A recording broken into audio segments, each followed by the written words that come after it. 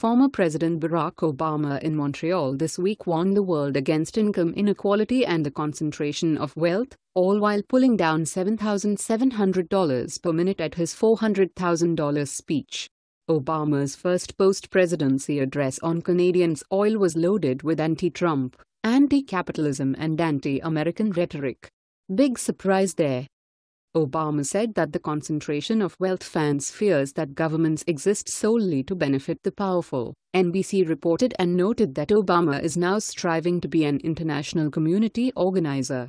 He said the US and other nations showed there was a better way in creating an international order that was based not just on self-interest but also on principles. But urging the US and other nations to give up their sovereignty to a global order is nothing new for this guy. Fact is, what people like Obama and Hillary want is a one-world government. If you don't believe me, just listen to what the president told world leaders at the United Nations General Assembly in November. But we have to put our money where our mouths are. And we can only realize the promise of this institution's founding, to replace the ravages of war with cooperation, if powerful nations like my own accept constraints, said Obama. Sometimes I'm criticized in my own country for professing a belief in international norms and multilateral institutions. I know that some countries, which now recognize the power of free markets, still reject the model of free societies.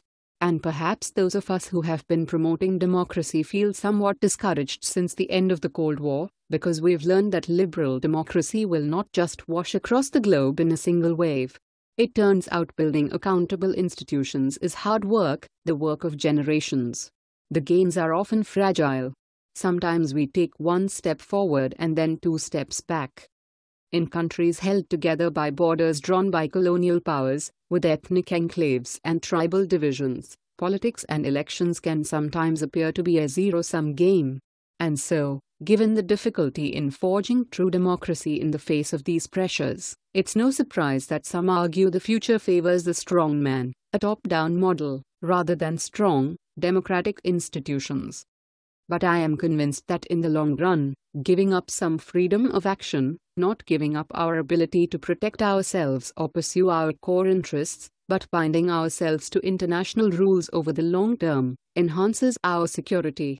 And I think that's not just true for us. So, basically, our traitor-in-chief wants you to shut up and let him trade in our sovereignty. Oh, yeah, and he also wants you to pay for it. Are you willing to give up some of your freedom so that the UN can have more control? I sure as hell am not.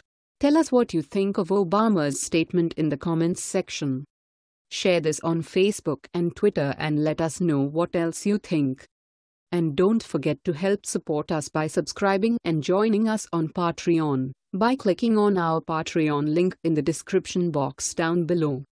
Don't forget to check out our all-new website with much more content than on our YouTube channel. Let the world know your thoughts on this story. Sources News helped contribute to this report. Thanks for watching and goodbye from all of us here.